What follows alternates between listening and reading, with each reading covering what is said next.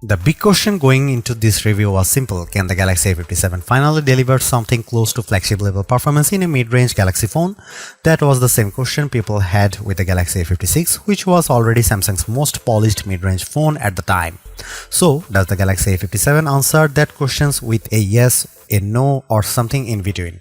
And just as important, are the rest of the phone's features strong enough to justify the highest price Samsung has ever asked for one of its main mid-range models? Let's find out. The first thing you notice when you hold the Galaxy A57 is how light it feels. Samsung has somehow managed to cut almost 20 grams compared with the Galaxy A56, making this the lightest model in the A series lineup since the Galaxy A52, A53, A54 and A56 all came in between 189 and 200 grams, while the Galaxy A55 was a much heavier 213 grams, the A57 just 179 grams.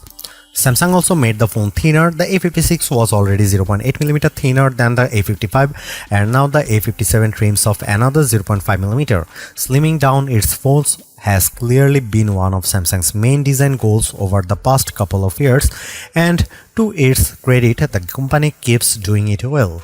That lighter, thinner body makes the A57 a pleasure to use. It feels easy in the hand and still has that premium feel thanks to the glass and metal build. But there is one design choice that really hurts the look: the Samsung rings on the back. As one of my colleagues pointed out, they look like they were taken straight from a much cheaper phone. They just do not fit on a device that starts over €500. The A56 handled this better, with the camera rings sitting more neatly inside the camera island. Samsung really should have kept that approach instead of moving to something that looks like a downgrade. The rest of the rear design is still very nice, helped by the reflective Gorilla Glass Victus Plus finish. Still, most people will use a case, so the camera ring issue may not matter much day to day. What matters more is durability, and here the A57 makes a real improvement. It now comes with IP68 water and dust resistance. That is better than IP67, meaning the phone can survive up to 1.5 meters of water for 30 minutes instead of just 1 meter.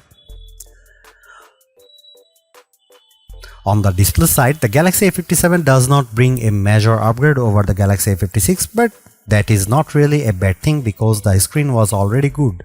You get a bright, colorful AMOLED panel with a 120Hz refresh rate, and it is pleasant for everything from watching videos to scrolling through apps and browsing the web.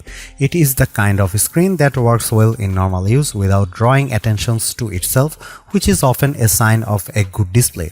The good news is that Samsung has finally reduced the ugly bezels that have bothered this series for a while. They are slimmer on all sides now, and while the bottom chin is still the thickest part, it is still a welcome improvement. This makes the phone look more modern and far more refined than before. The stereo speakers also carry over from the Galaxy A56. They sound decent for a mid-range device, but they are not especially loud, and the bass is still a little weak. Good enough for casual use, but not the best if you listen to a lot of music or watch a lot of content without headphones.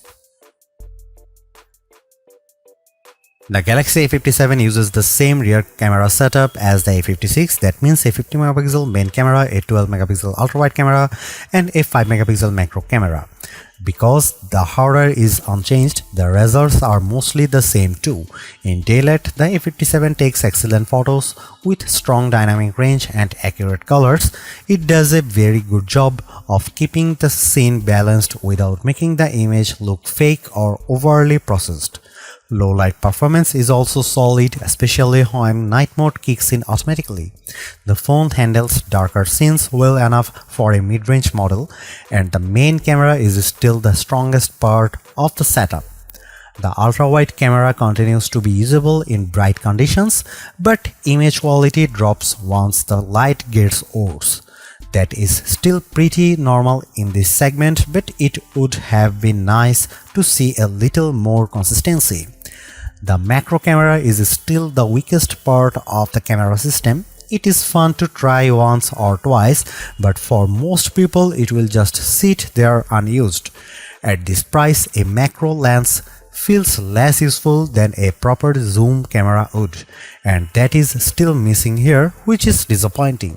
Some rivals in this segment do offer zoom, and Samsung still seems to be holding back to avoid stepping on the Galaxy S FE series. One area where the Galaxy A57 does improve is speed. Samsung already made major progress with the A56 by cutting shutter lag and improving lens switching, and that same fast, responsive feeling continues here. The camera app feels quick, smooth, and far better than older mid-range Galaxy phones. The front camera is unchanged too, with a 12-megapixel sensor, and it keeps doing a great job. Selfies come out sharp with good detail and a strong dynamic range, both outdoors and indoors. Video recording is also mostly the same. You still get 4K at 30 FPS and there is no HDR video recording support. Samsung talks about richer dynamic range and advanced sensor HDR, but that sounds more like marketing than a major real-world change. Video quality is fine and usable, but it is not a standout feature.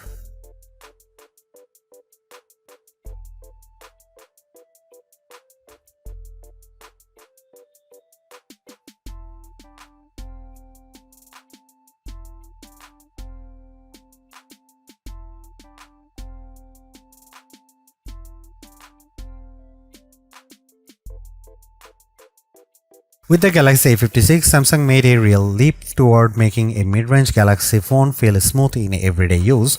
Animations were surprisingly fluid, and the phone finally felt closer to a premium device than most previous A-series phones. It was not perfect though. There was enough stutter now and then to remind you that, with Samsung, truly consistent smoothness usually meant spending much more. The Galaxy A57 takes another step forward, whether that is because of Exynos 1680, better software tuning, or both. Samsung has clearly pushed performance even closer to its flagship phones. Is the lag completely gone? Not quite. If you swipe down from the right side to open Quick Panel directly, you may still notice a small delay in the animation. And if navigation is running in the background, the phone can occasionally take a moment to respond. Those moments are still here. But the important thing is that they are rare. In everyday use, the A57 often feels like a much more expensive phone than it is. That is a big win for Samsung, especially in a category where smooth performance has not always been a strength. Gaming is also solid. Samsung says the Exynos 1680 delivers up to 15% better GPU performance than the A56's chip, but in real life the difference is not dramatic. This is still a mid-range phone, so it is not going to match a Galaxy S25 or S26 in the heaviest games at the highest settings. Those phones can push much higher frame rates, while the A57 will often sit just under 60 FPS in tougher titles. Still, if you use default graphics settings, the A57 handles popular games like Call of Duty and Asphalt Legends very well. For most people, that is more than enough. Cooling is a bit more complicated. Samsung says the Galaxy A57 has a vapor chamber that is 13% larger than the one in the A56, which should help with heat, but the thinner body likely offsets some of that benefit. Under heavy gaming or long video recording sessions, the phone can heat up faster than the A56. Even so, overall thermals are still fine. It does not become uncomfortable to hold in normal use, and it generally stays under control. That matters because Samsung has packed a more powerful GPU into a thinner body, and it could have been worse. Samsung has spent the last couple of years promising up to 2 days battery life on both its mid-range and flagship phones. On the A5 series, that claims first showed up with the Galaxy A54, though it was not especially realistic there. The Galaxy A55 got closer, and the A56 was the first one that really came through in a meaningful way. The A57 does not quite hit that same high point with mixed use. It easily lasts a full day, but getting to 2 days on a single charge takes very light use. Right out of the box, battery life is still excellent, but it does not feel as impressive as the A56 did. Part of that may be the smoother UI performance, and part may be the extra performance core in the Exynos 1680. Even so, battery life is still one of the A57's strengths. With heavier use, it is still not easy to kill the battery in one day, whether you are on Wi-Fi or spending hours on mobile data. And over time, as the phone learns your habits, battery life may improve even more. Charging stays the same as before with support for 45-watt fast charging. In testing, the phone went from 1% to 24% in 10 minutes, 60% in 30 minutes, and 96% in 1 hour. The Galaxy A56 was a bit picky with cables and power ratings, but the A57 is much easier to live with. It works fine with standard 3A cables, which is what most people already have. The Galaxy A57 is Samsung's best mid-range phone so far, and if you are shopping in this price class, it is an easy phone to recommend. The bigger question is whether it is the smartest one to buy. At over $500, the Galaxy S25 FE has to be part of the conversation. For around $100 more, it gives you more complete flagship hardware, and in many markets, discounts make that gap even smaller. That makes the choice harder to ignore. If the S25 FE is within your budget, it is probably the better long-term buy. But if you want to stay in the mid-range space, or you are willing to wait for the Galaxy A57 to drop in price, this is the strongest answer Samsung has ever made for this category.